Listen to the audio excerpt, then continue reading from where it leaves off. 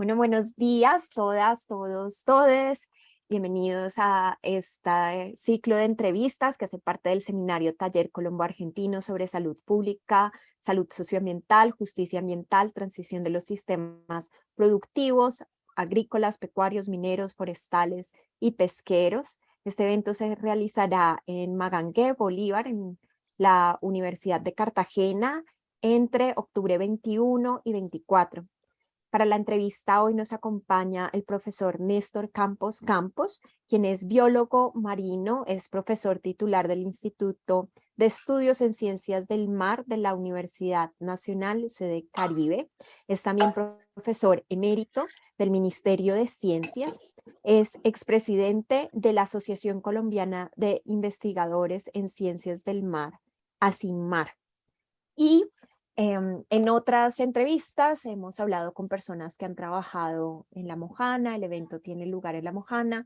Hoy el profesor Néstor Campos también nos contará o nos dará elementos para pensar sobre temas de contaminación y investigaciones relacionadas con contaminación aguas abajo en la bahía de Cartagena.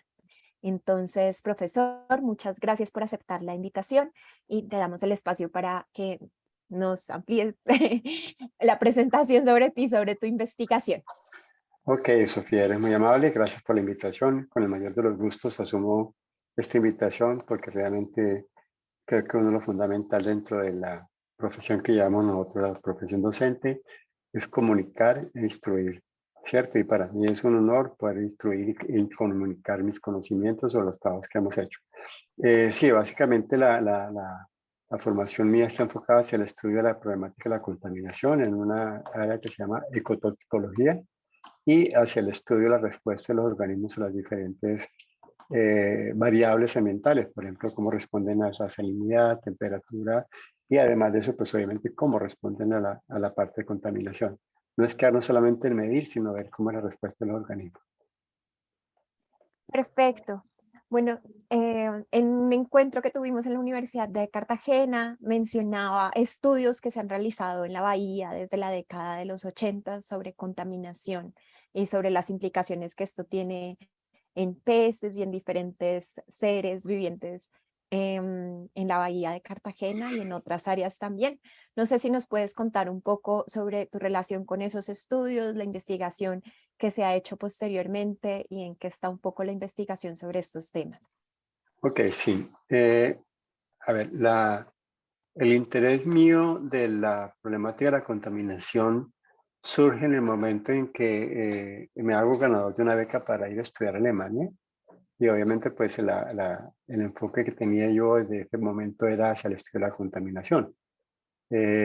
Cuando regreso, yo vine a hacer mi trabajo de grado aquí a Colombia, a recoger material, mis muestras para hacer mi estudio, mi tesis de doctorado.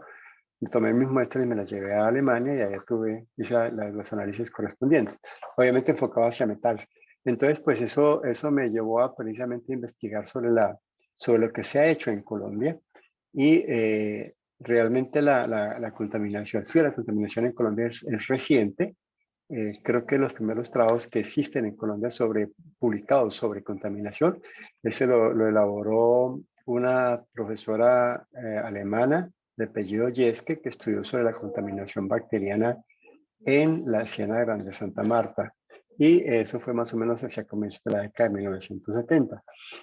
Posteriormente aparecen los de la Bahía de Cartagena, cuando ya se empieza a ver las implicaciones que tenía la descarga de mercurio que venía realizando la planta de Álcalis de Colombia a través del caño Casemiro a la bahía.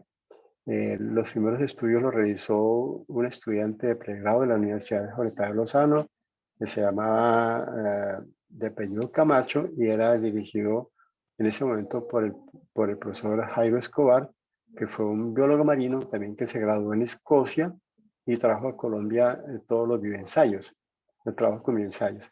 Entonces, el trabajo de él fue medir mercurio en la bahía de Cartagena y lamentablemente eso no se publicó. Hay un informe publicado por el profesor Jaime Escobar, Jaime Escobar, él se llamaba, creo que si no recuerdo el nombre del profesor Escobar, sobre mercurio, un informe muy bueno que lo hizo en unión con otros profesores, otros investigadores en ese momento el INDERENA. y el archivo teóricamente está depositado en alguna biblioteca que tuvo el INPA, que es el Instituto Nacional de Pesca y Acuacultura en ese momento.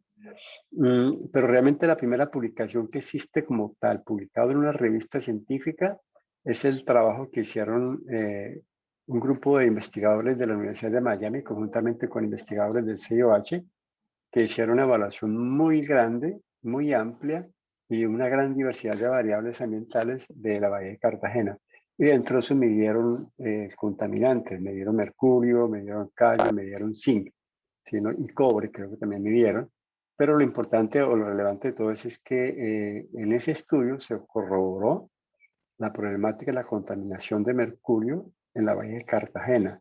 Los resultados que mostraban presentaban valores muy altos de mercurio en la bahía de Cartagena. Ellos obviamente lo hicieron en agua, en muestras de agua. Eso tiene sus implicaciones, pues, porque realmente medir en agua no es fácil y siempre tiene que tener un diseño muestreal muy completo para evitar precisamente los sesgos que puedan producir corrientes o pulsos de determinadas masas de agua. Pero bueno, eso fue una más importante de la contaminación por mercurio. Posteriormente, hacia el año 2000, en 1900, hacia la década, final de la década de 1990, dirigí un trabajo de grado de unos estudiantes de la Universidad de Lozano, que ellos medían y comparaban mercurio en sedimentos y peces de la bahía de Cartagena con la Ciénaga Grande de Santa Marta. Ahí se mostró claramente la gran diferencia que existe en la problemática de la contaminación de mercurio en la bahía de Cartagena frente a la bahía de la Ciénaga Grande de Santa Marta. Prácticamente los valores en la Ciénaga son nulos y las diferencias, por ejemplo, en las concentraciones que midieron en peces, mostraba diferencias abismales entre lo que eran los peces de la Ciénaga Grande de Santa Marta y la bahía de Cartagena. ¿Sí? Como yo lo he mencionado y parte prácticamente de la investigación que hice, nosotros hicimos un estudio sobre la variación de las costas de la bahía de Cartagena a través del siglo XV, es decir, de cuando se empieza la conquista en Colombia de los pueblos españoles. Y uno de los puntos claves que está estipulado en esos informes que nosotros logramos obtener es que el canal del Clarín, el canal del dique, perdón, es un canal que fue construido prácticamente artificialmente por los españoles para poder navegar hacia Honda a través del canal del dique a tomar el río Magdalena. Entonces, el canal del dique es un canal que une al río Magdalena con la bahía de Cartagena. Y lo que hicieron ellos fue ahondar en canales y unir ciénagas para poder hacerlo navegable.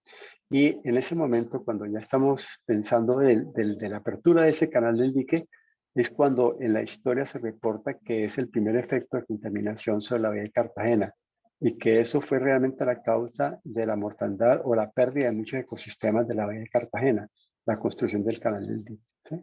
Entonces, pues básicamente es en ese sentido en que he orientado mi investigación. Obviamente he medido otros tipos de metales, pero lo fundamental en ese caso es mercurio.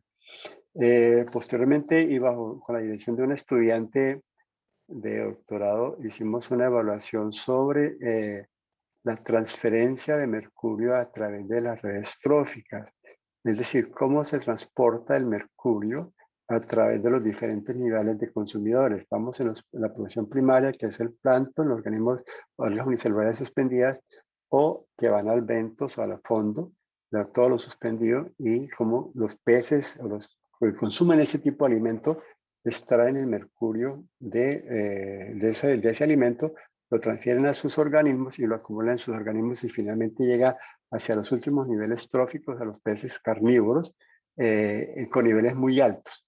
En el caso específico del mercurio en su forma orgánica, se presenta un proceso que se conoce como la biomagnificación, es decir, concentración del tóxico, del contaminante a través de la vía digestiva, porque en general los demás elementos se acumulan, pero a través de la vía de las branquias, no vía digestiva. Entonces el mercurio en su forma orgánica se acumula a través del sistema digestivo. Por eso es que se puede decir que se va aumentando la concentración a medida que aumentamos de nivel de consumidor.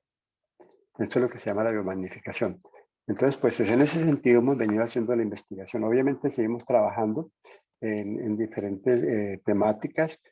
Hay ya varios trabajos hechos en Colombia sobre mercurio que los resumimos en un capítulo que está a punto de ser publicado en un libro en Inglaterra sobre mercurio en contaminación por mercurio en el mundo, y me invitaron a mí y precisamente me mencionabas el profesor Marrugo, con quien hemos venido trabajando algunas cosas, y lo invité a que hiciera parte de ese capítulo. Es un capítulo bien, muy interesante que está próximo a salir y con el mayor de gusto se lo haré llegar. Bueno, muchísimas gracias. También quería preguntarte si estas investigaciones que se han hecho han estado también articuladas a otras investigaciones sobre qué implicaciones tiene esta contaminación en términos de salud pública, o si nos puedes dar luces como para personas que no están familiarizadas con las implicaciones de estos niveles de mercurio y la bioacumulación en peces. eh, ¿Qué significa esto como para la vida cotidiana de las personas en Cartagena y en la bahía? Mira, el asunto es que hablemos solamente del mercurio, ¿cierto? El mercurio es posiblemente de los contaminantes más tóxicos que tenemos en la naturaleza. El mismo hecho del mercurio como tal ya es un problema. Pero el mercurio tiene dos mecanismos de acción dentro del organismo. Uno es en su forma inorgánica, es decir, sabes que el mercurio está, o los elementos están formados por, protones y átomos que tienen protones y neutrones, y entonces cuando se presentan reacción con el ambiente, ellos se unen a otros compuestos orgánicos o compuestos inorgánicos. Entonces puede formar unas sales de cloro, cloruro de mercurio, en fin, ese tipo de sales. Esa forma de mercurio es una forma que es muy tóxica para el organismo, pero ya va a entrar a través de las vías respiratorias, en el caso de los peces, en el caso de los organismos marinos. En el caso nuestro, pues obviamente va a entrar por las vías respiratorias, por eso es peligroso trabajar con mercurio, la atmósfera de mercurio, porque se hinchan los pulmones.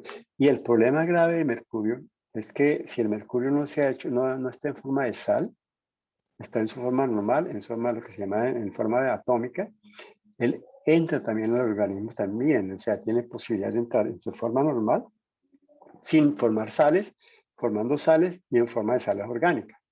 Cuando hace forma de sales inorgánicas, por ejemplo, el cloruro de mercurio, él se disocia, se libera de mercurio, entra al sistema circulatorio y llevado a todo al sistema de filtración del cuerpo. Entonces, eso llega al hígado, en el riñón o en los organismos marinos, en el hepatopáncreas, invertebrados. Eso se llama, es una glándula que une la función del hígado y la función del páncreas, por eso se llama hepatopáncreas, como la que tenemos nosotros. Se unen a ellos y empiezan a desarrollar mecanismos de defensa. Estos mecanismos de defensa son producir un grupo de proteínas, tanto que se mencionan las proteínas, un grupo de proteína especial que tiene la función de atrapar esos contaminantes y los lleva precisamente al sistema de filtración. El sistema de filtración de nosotros en los riñones. En los riñones se acumulan y es donde van a producir los mayores daños. En su forma, bueno, repito, cuando forma sales con otros elementos, pero cuando forma sales con orgánicas, como el metilmercurio, que estamos mencionando, él tiene otro mecanismo de acción diferente. Eso quiere decir que la principal vía de acumulación del elemento mercurio en forma orgánica se da a través de la vía digestiva, no tanto a la vía respiratoria, porque el metilmercurio como tal, la sal orgánica en el medio natural, se disocia fácilmente, se descompone fácilmente y vuelve y libera el mercurio. Pero en forma ya cuando entra al organismo es muy difícil que se disocie, y entonces se va acumulando. Y el problema de este compuesto, de esta sal orgánica, el metilmercurio, es que es un contaminante, como la mayoría de los contaminantes orgánicos, que tienen la tendencia a acumularse en los tejidos grasos, donde hay grasa. Y, por ejemplo, en el caso del metilmercurio, ellos buscan todas estas zonas donde hay grasa, y en especial, por ejemplo, si tú miras una neurona, la neurona es un centro con el núcleo y tiene unas ramas, unas ramificaciones que le permiten unirse, que se unen entre sí, ¿cierto? Eso se llaman los axones. Y cuando esos axones se unen, la única forma para mantener unidos es una capa de grasa que los envuelve. esa capa de grasa es una mielina. Entonces, en ese tipo de grasa se van a acumular el metilmercurio, mercurio orgánico, y eso va a interferir completamente la transferencia iónica, es decir, la transferencia eléctrica que existe, de manera que se interrumpe la comunicación entre las neuronas. No puede fluir la comunicación, la información que lleva una neurona hacia la otra no fluye porque queda completamente interferida por el metilmercurio ahí presente.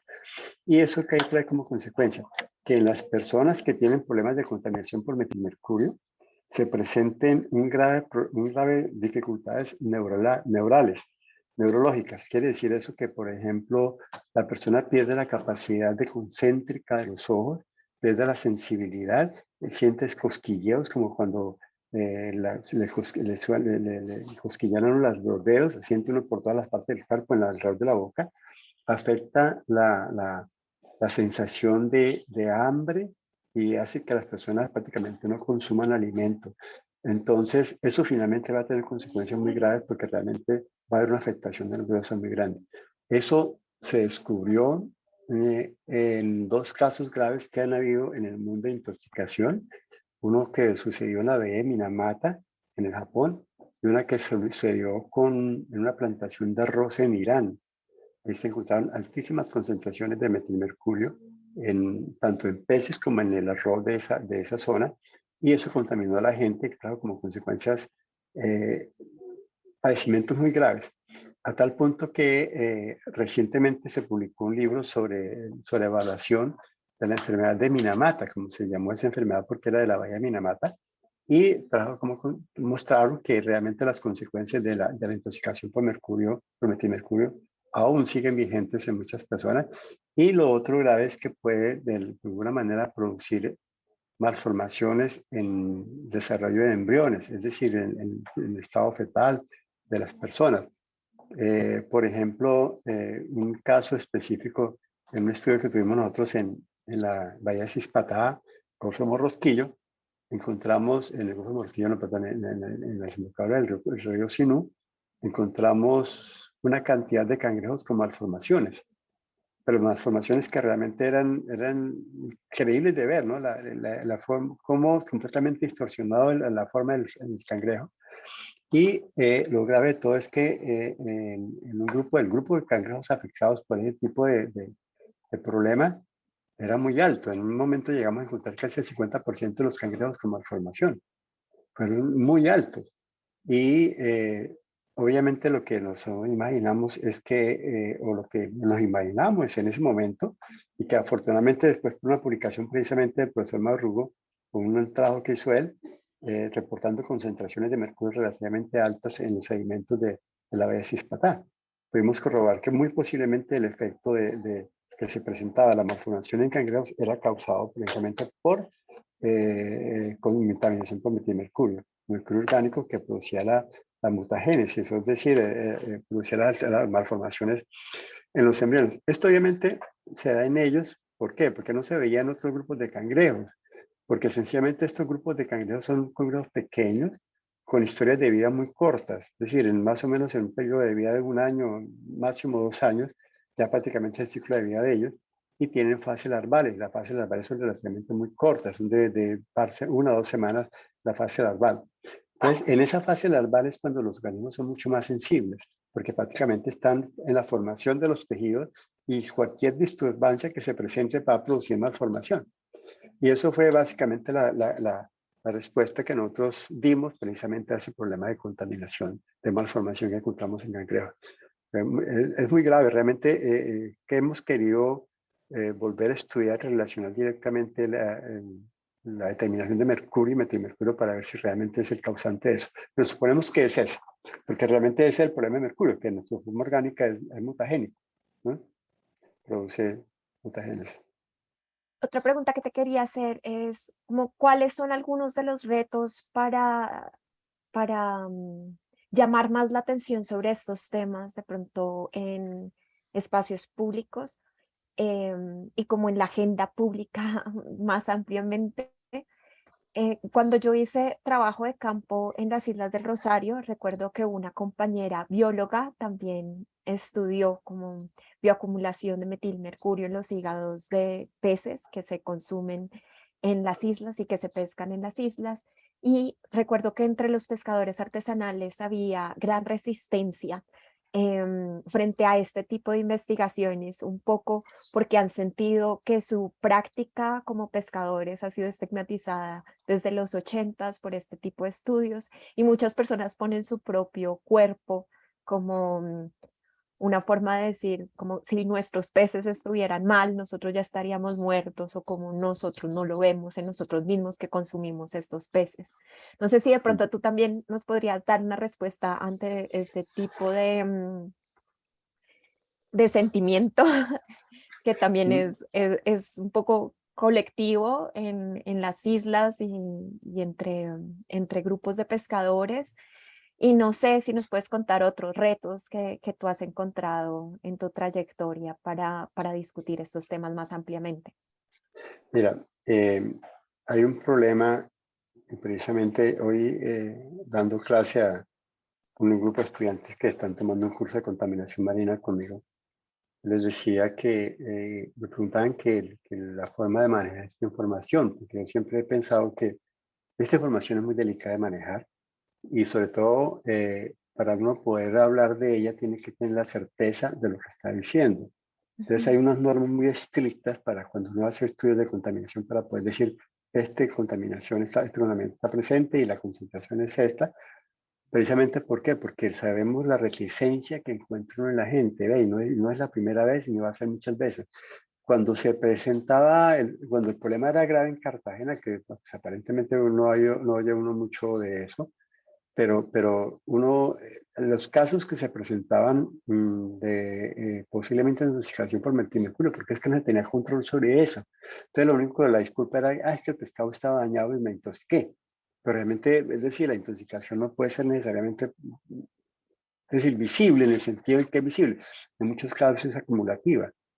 ¿Cierto? Es decir, uno puede comerse un pescado contaminado y tener las concentraciones, más de las concentraciones permisibles, pero realmente el efecto no es inmediato, es acumulable.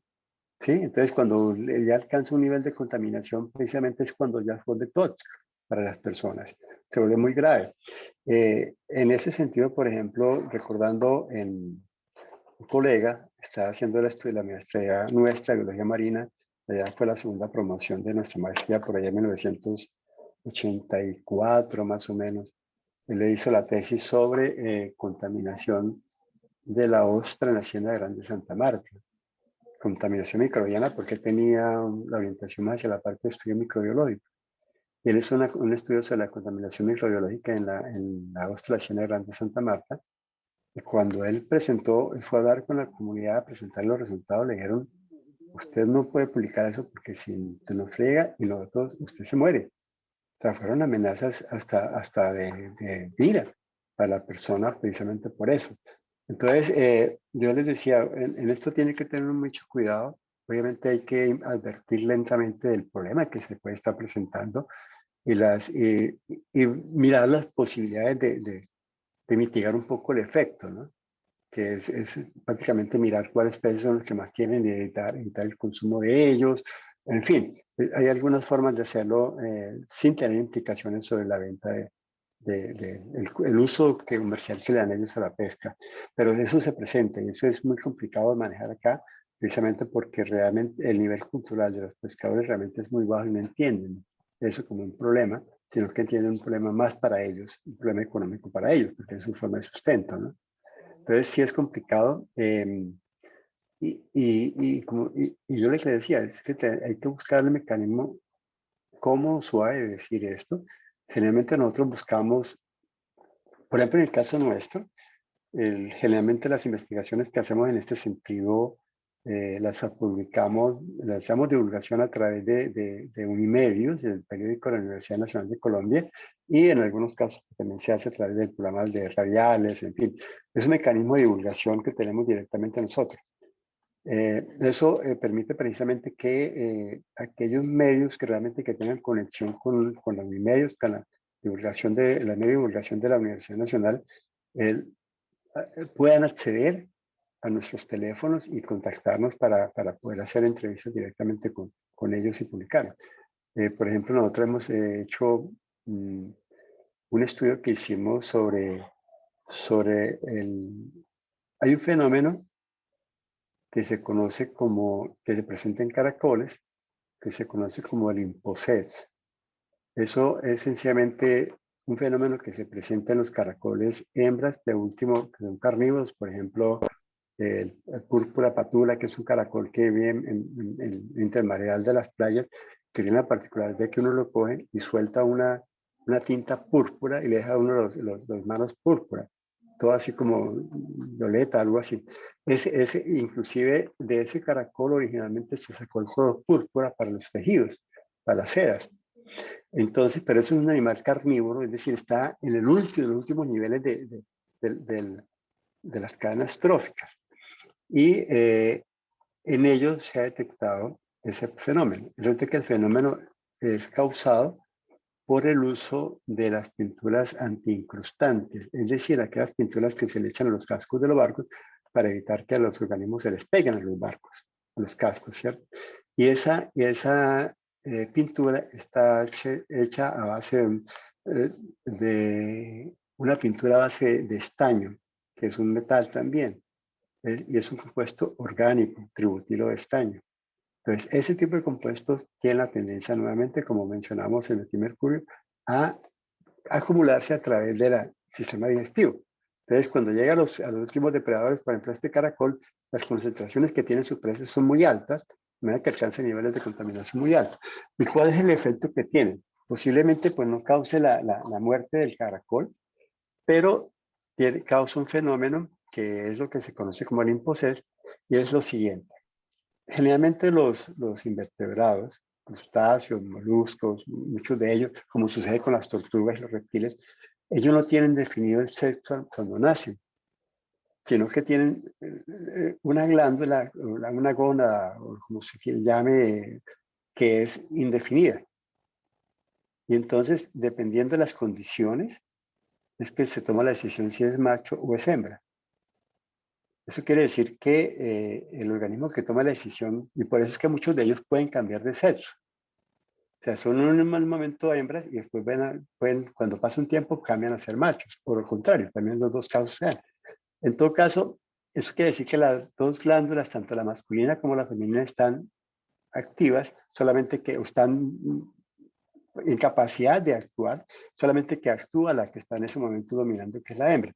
Entonces, para evitar precisamente que se desarrolle la glándula masculina, las caracoles tienen un tipo de hormonas que controlan la secreción de la testosterona, que es la hormona masculina. Ellos frenan la producción de testosterona para evitar precisamente que se desarrollen los órganos masculinos. Pero, ¿qué hizo el tributilo de estaño?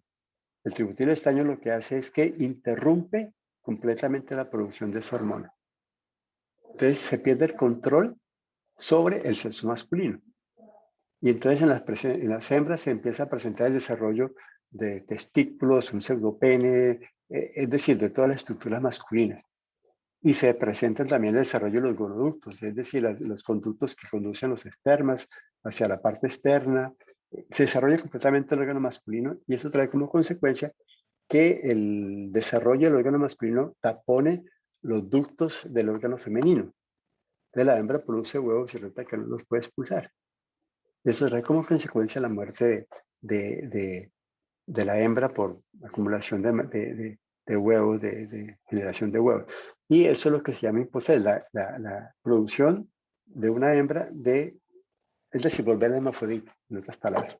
¿Cierto? Eso es lo que se conoce como INPOSES. Pero ese tipo de investigaciones las damos a conocer a través de Wimedios, que es el periódico de la universidad, ¿no? Y está también súper bonito como pensar no únicamente el mercurio en términos de los humanos, que es, uno ve más discusiones sobre Minamata y bueno, pero es más difícil encontrar como este nivel de discusiones públicas como las que nos estás presentando, pero un poco también pensando en esos pescadores y que me decían como, esto no lo vemos reflejado en nuestros cuerpos, como no estamos mal, nada está pasando. Uno podría decir que de pronto estas implicaciones no se verían necesariamente durante su periodo de vida, sino que puede tener implicaciones para sus siguientes generaciones. O, Mm, Mira, en el caso de metilmercurio es muy probable, porque mercurio realmente tiene, probadas, tiene dos afectaciones. Es mutagénico y teratogénico. Bueno, perdón, sí, el mutagénico es la transmisión de la información de las malformaciones a través de la descendencia y teratogénico es la alteración del desarrollo embrionario. ¿Sí?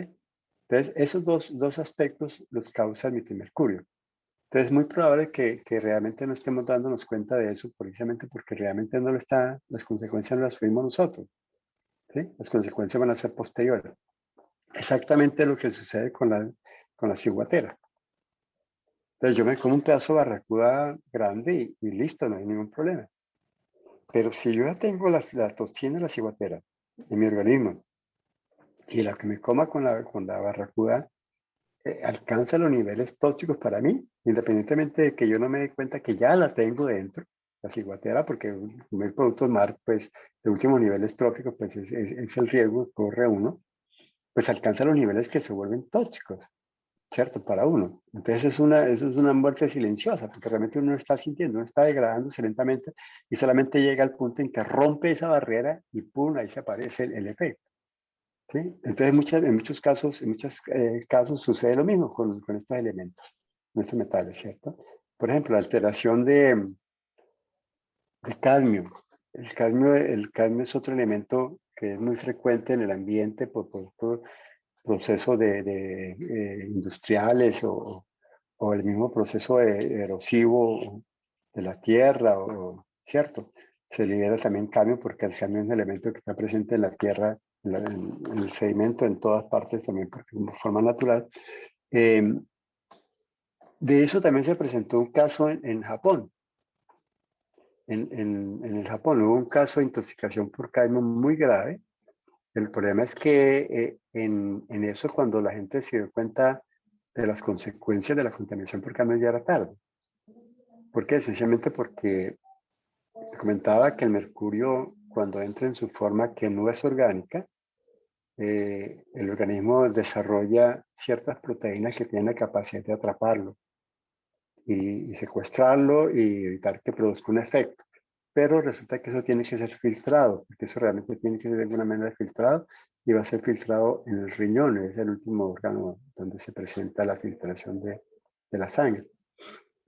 En el caso del cadmio, es para el que mejor se ha descrito ese problema, porque se presentó esa intoxicación masiva de cadmio en Japón y las consecuencias que se debieron por la intoxicación por cadmio en las personas es una alta tasa de descalcificación, porque la alteración de esas proteínas que han capturado el cadmio al filtrarse en los riñones va a afectar los microtúbulos, es decir, donde se filtra la sangre para extraer los desechos orgánicos o productos de la degradación de la materia que nosotros comemos, ¿cierto?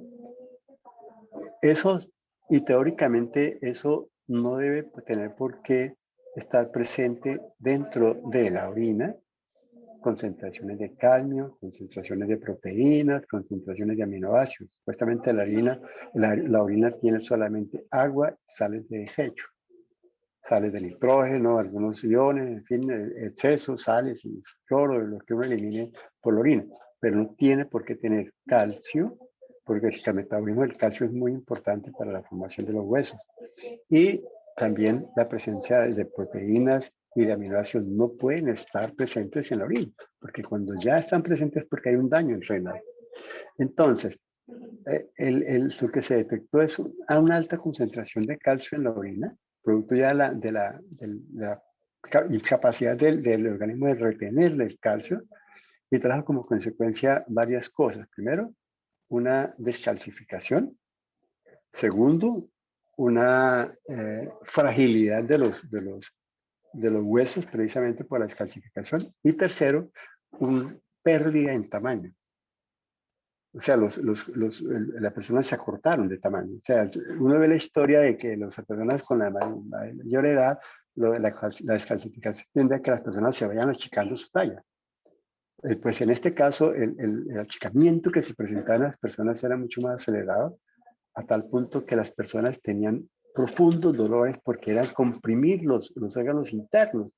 Si tú tienes los órganos internos en una talla de 1,80 y pierdes 20 centímetros ya, pues obviamente todo está comprimido, ¿cierto? Y esa comprensión que se siente sobre los órganos internos producía dolores horribles. Además, la descalcificación conducía a fracturas permanentes, se fracturaban fácilmente los huesos. Y hubo cantidades de personas con ese problema, y eso está completamente descrito. Entonces, mostraba claramente la problemática que se presenta en humanos, no solamente mercurio, porque mercurio es uno. Por eso es que cadmio y mercurio son de los elementos más tóxicos, ¿no?, que presentamos en la naturaleza. Y entonces, en ese caso, el cadmio sí se ha presentado intoxicaciones graves. Y las concentraciones de cadmio que hemos encontrado nosotros en algunos lugares son relativamente altas, sobre todo en la ostra.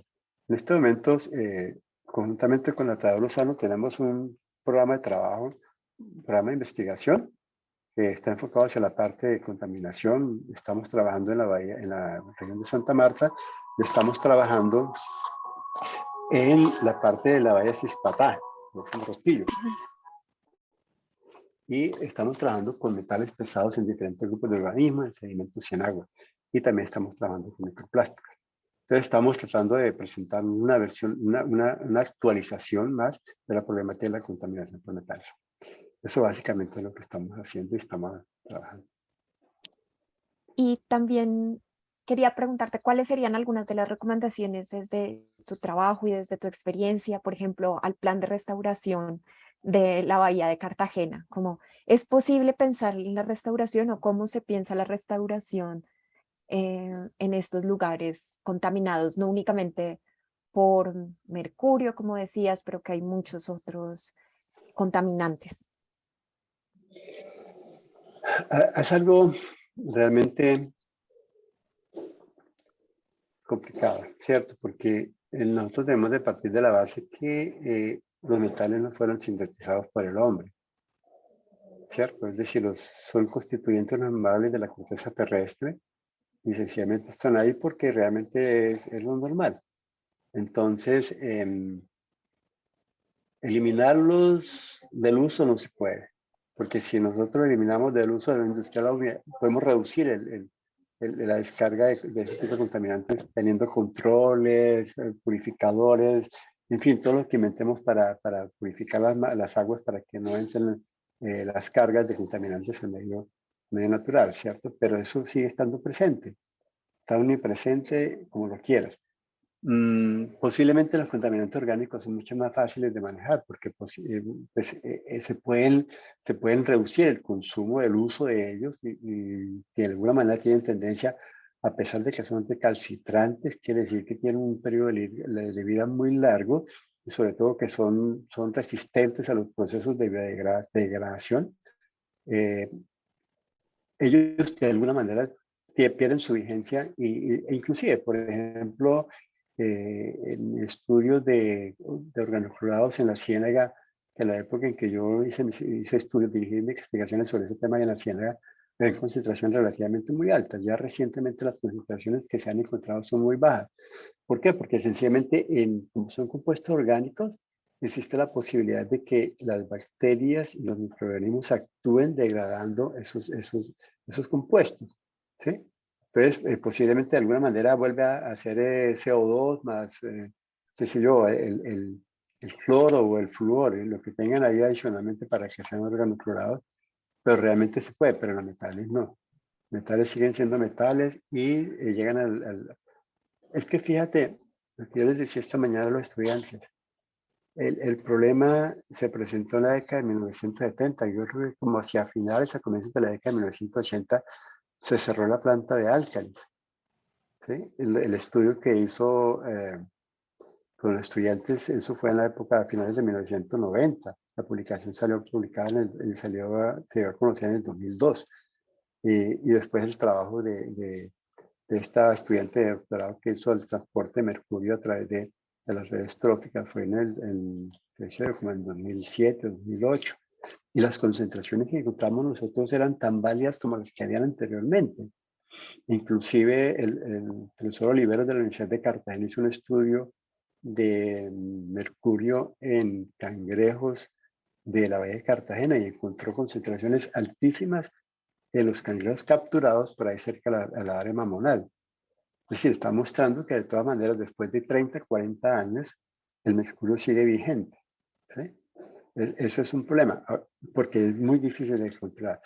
Lo que realmente se puede hacer es minimizar la descarga de contaminantes de ese tipo a los ambientes, teniendo control, evitando, por ejemplo, lo que hacen los mineros, la minería ilegal en Colombia, que es arrasar tierra, levantar tierra a punta de chorro de agua, y todos esos desechos minerales van a dar a los ríos. Entonces, si por ejemplo, lo que es el río San Jorge, el río Cauca, es muy impactado por ese tipo de desechos, porque pasa por toda esa zona minera de Antioquia, que es el mayor sitio donde han arrasado con tierras para poder sacar el oro, ¿no? Eso llega al río Cauca, y resulta que el río Cauca, ¿dónde va a desembocar? Al río Magdalena. Y entonces resulta que cuando alguna vez tuve la oportunidad viajando yo hacia Santa Marta, que el avión pasó precisamente sobre la desembocadura del río Cauca hacia el río Magdalena. Y entonces se veían el río Magdalena, cuando entraba el río Cauca, dividido en dos franjas, una que era a la izquierda, que era el río Cauca, con el agua completamente color chocolate, y al lado izquierdo, perdón, al lado izquierdo el agua de chocolate, que era el río Cauca, y al lado derecho el agua del río Magdalena, que se ve un poco más transparente. Entonces, realmente estamos hablando que todo eso está llegando al río Magdalena, y el río Magdalena, lamentablemente, es el que maneja toda la zona costera de Colombia, ¿no?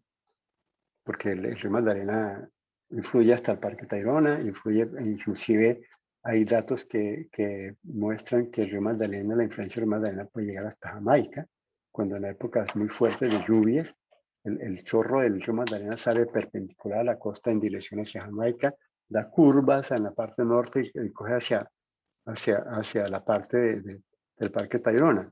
Y en época de lluvia seca, obviamente es comprimido hacia la parte sur, de manera que influye hacia los dos lados. Entonces, el río Magdalena es una fuente muy brava precisamente por eso. Entonces, ¿qué podemos hacer? Sencillamente hay que minimizar o controlar todo ese uso indebido de la tierra para explotación minera ilegal. Eso es una fuente, o sea, no es solamente mercurio, obviamente mercurio porque lo utilizan como para hacer amalgama y todo eso, y la fuente y gran parte de mercurio se pierde, ¿no? El que utilizan. Pero no es solamente el mercurio, también son otros elementos metálicos que van con esos a la explotación ilegal del oro.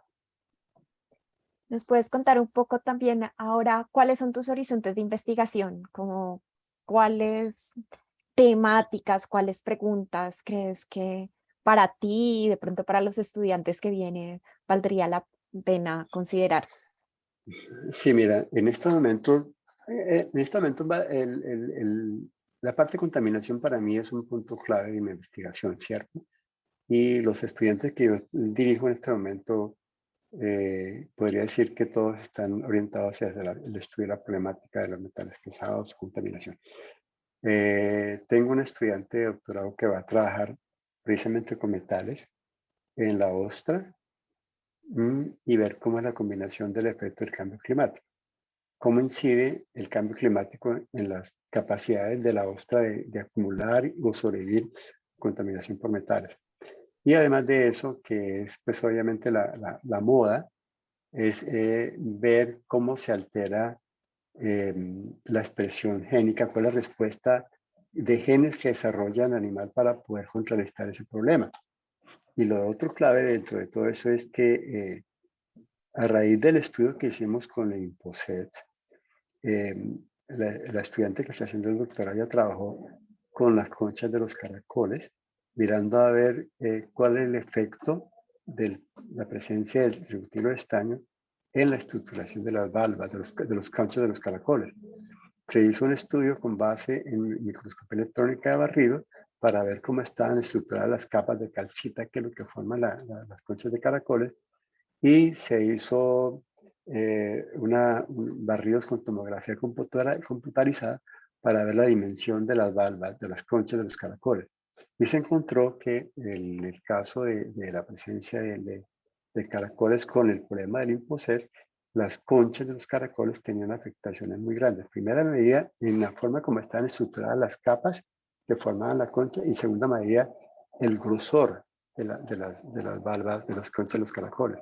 Entonces hay una afectación. Entonces lo que se quiere también mirar es en este momento es en la ostra cómo, además de que afecta la respuesta genética, la combinación de metales y el cambio climático, cómo va a afectar los procesos de calcificación. Que eso, es decir, el entender eso, pues posiblemente pueda ayudar a entender muchos de los problemas que suceden en las personas, ¿no? Porque realmente el problema en las personas va a ser eso, que los metales tienen mucho que ver con la calcificación. Lo otro es con microplásticos, estamos trabajando también fuertemente y estamos viendo un trabajo sobre un estudiante que va a trabajar sobre el efecto que pueden tener los compuestos químicos con los microplásticos, es decir, los compuestos que son adheridos a los microplásticos o que el microplástico puede atrapar, que son transferidos a los peces a través del sistema digestivo y a ver cómo afecta eso, son compuestos químicos que van a afectar el equilibrio hormonal de los organismos, cómo va a afectar eso los procesos reproductivos de los peces. Porque hay que mirar, es decir, no solamente medir qué hay, sino medir las consecuencias, qué es lo que está pasando, ¿sí? Entonces, en ese sentido, estamos enfocando hacia dos temáticas en la parte de contaminación, la parte de metales y en la parte de la microplásticos. En eso también hay una cosa muy interesante. Estamos trabajando, un estudiante de la maestría está trabajando en la Sierra Galo Vázquez, allá al sur de la Bahía de Cartagena. Está trabajando sobre el efecto de microplásticos en una población de organismos que son los foraminíferos. Organismos unicelulares que dejan un rastro que es un caparazón. Entonces uno puede hacer un seguimiento del caparazón. Entonces, ¿qué se está haciendo con eso? Estamos tomando, porque ella encontró un trabajo que publicó una profesora hace más o menos 30 años sobre precisamente la misma temática, sobre los animalitos, sobre los foraminíferos. Y entonces lo que quiere ella es ver hasta dónde el microplástico ha afectado esas poblaciones. Entonces, pero es muy difícil verlo. Entonces lo que estamos haciendo es tomar corazones de sedimento, separarlos en fracciones para poder hacer un seguimiento a través de los años hasta llegar a los 30 años para ver cómo eran los 30 años los foraminíferos y si habían ya microplásticos y ver al transcurso de cada uno de estos elementos que están separando cómo ha ido variando la cantidad de microplásticos y la cantidad y la población de foraminíferos para determinar exactamente cómo ha afectado en el tiempo a las poblaciones de foraminíferos los microplásticos. Entonces, básicamente son investigaciones que estamos haciendo orientadas precisamente a determinar la problemática de la contaminación. Porque es que en microplásticos, sí, hay muchas cosas, pero ya tenemos que pasar de decir, mira, ya en tal playa hay tantos microplásticos, tantos son filamentos, tantos son, en fin, de eso ya lo sabemos, ¿cierto? Tenemos que pasar a mirar las consecuencias, los efectos que pueden tener en la fauna. Perfecto. Y para finalizar, no sé si tienes consejos para estudiantes, profesores de las normales, organizaciones campesinas, ambientalistas y de diferentes tipos que participarán en este evento y que están interesadas en profundizar sobre estos temas desde enfoques interdisciplinarios y transdisciplinarios. Sí, a ver, yo creo que hay tantas cosas que estos estudiantes jóvenes pueden hacer. Yo creo que la idea de estructurar dentro de la Universidad de Semilleros es un buen paso, ¿cierto? Pero obviamente en este momento no pensamos en semilleros porque realmente son estudiantes que están siendo formados para eso. Pero yo creería que en las comunidades jóvenes, eh, trabajando con ellos, ¿cierto? Trabajando con ellos. Uno no necesita tener unos expertos en matemática, solamente que tenga una persona con la capacidad de dirigir algo puede trabajar con ellos y hacer seguimiento y control de la problemática de la contaminación. por ejemplo, microplásticos, ¿cierto? Microplásticos, sencillamente, ¿qué puedes hacer? Sencillamente tomas sistemáticamente unas muestras, haces un seguimiento, la seca la muestra, no necesitas tener el macroequipo, y de alguna manera con una lupa separar los plásticos que tienes y ves a ver, puedes hacer un inventario realmente de cuál es la contaminación por plástico, qué cantidad de plástico hay en un tipo determinado. ¿Sí? Y entonces eso ya es una información muy interesante porque realmente el boom en estos momentos de la investigación son microplásticos. O sea, yo creo que casi la mitad de las publicaciones que ven en contaminación están orientadas a problemas de microplásticos y de plástico en general, ¿no? Entonces, pues es una información muy interesante y que vale la pena porque realmente hay que hacer un seguimiento. Y uno de los grandes problemas que hay en Colombia y pues en muchos países de Latinoamérica es que realmente no tenemos lo que se llamaría una línea de base. ¿Qué quiere decir? Es un estudio inicial que me diga a mí, aquí hay esto, y me sirva a mí para comparar posteriormente. Entonces, si nosotros hacemos eso, obviamente es un trabajo sencillo, pero está empezando a presentar una línea de base que en cualquier momento una persona que diga yo voy a hacer una investigación sobre este tema, pues obviamente va a tener una herramienta muy importante y es que le dice, mire, usted va a empezar, la información inicial es esta. Entonces, a partir de aquí, usted puede decir qué ha pasado. Y eso en todo el tema de contaminación. Obviamente el microplástico es lo más fácil porque realmente no necesita equipos específicos, ¿no? También metales, pues sí, obviamente necesita un equipo más complicado o cualquier otro tipo de contaminante. Pero se podría hacer. Ahora, yo creo que una de las partes fundamentales dentro de todo esto que hemos hablado es despertar la conciencia de los jóvenes, ¿sí? Despertar la conciencia de los jóvenes que realmente esto puede complicarse, se puede complicar y que realmente el poder está en los jóvenes, ¿cierto? El manejar toda esta situación. Entonces, la conciencia tiene que ser precisamente esa, que los jóvenes se enteren, se den cuenta que realmente la problemática que se tiene o que se causa por explotaciones indebidas es muy grave, ¿no? Es muy grave y está destruyendo el ambiente, porque realmente, es decir, no solamente destruir el espacio en donde van sacando las minas, sino también las consecuencias de todo lo que no se utiliza de eso, que eso va a los ríos y va a traer como consecuencia contaminaciones muy graves. Creo que despertar esa conciencia y que las personas, los jóvenes que, realmente, pues, como dice el dicho, ya un burro viejo no aprende, ¿no? Pues, pero sí, los jóvenes sí deben empezarse a desarrollar conciencia en ellos para que se proteja el ambiente, realmente. Porque realmente el futuro de ellos, no es el futuro de nosotros. Nosotros estamos llegando o sea, el futuro nuestro está acabando. Bueno, muchísimas gracias por su tiempo, por su generosidad al compartir todas estas experiencias, todas estas ideas y para abrir también, ¿no?, nuestro horizonte de pensamiento y de posibles investigaciones y colaboraciones. Entonces, a todas, todos, todes, la información del profesor Néstor Campos quedará también acá en la descripción del video con su información de contacto, con las sugerencias bibliográficas que él nos está proponiendo. Y no olviden que les pueden escribir comentarios, preguntas a esta charla y que posteriormente en el evento él también nos compartirá como sus respuestas a sus preguntas y a sus comentarios. Muchas gracias y nos vemos en una próxima entrevista. Ok, Sofía, muchas gracias a todos y gracias por escuchar, por la invitación. Gracias.